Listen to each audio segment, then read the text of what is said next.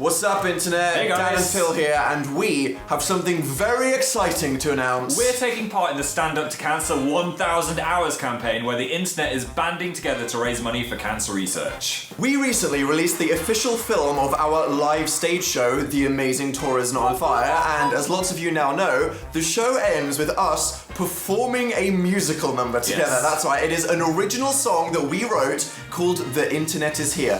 The internet is here. The internet is great.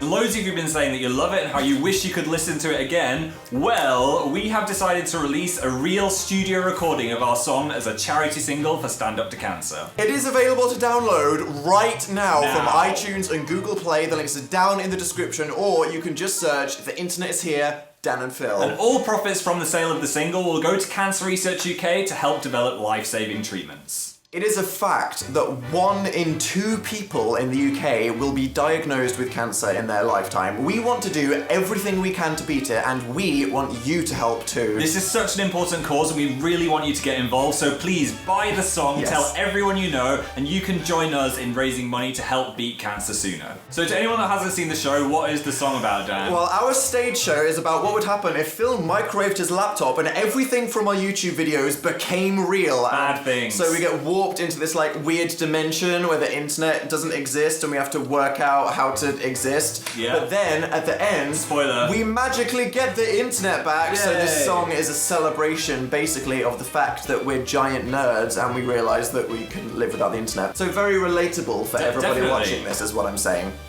Not that you're a nerd, but if you're watching this, You hopefully you'll like the probably internet. relate to the lyrics. Not that the actual performance wasn't mind-blowing on It stage. sounded so good, But and we- it could have just been the single. We thought it'd be fun to actually go into a proper recording studio and record the song because so many people were asking to listen to it. Which was weird, because Yeah. we've performed this song a lot of times live on stage, which is terrifying in its own way, singing in front of thousands of people, but recording it in a studio was its own kind of weird, terrifying It experience. was almost more scary because Yeah. there was just 4 guys staring at us in this empty, quiet room. No people screaming at us, No. even if it sounded terrible, it's still being fun. And you could hear yourself in your own ears as well.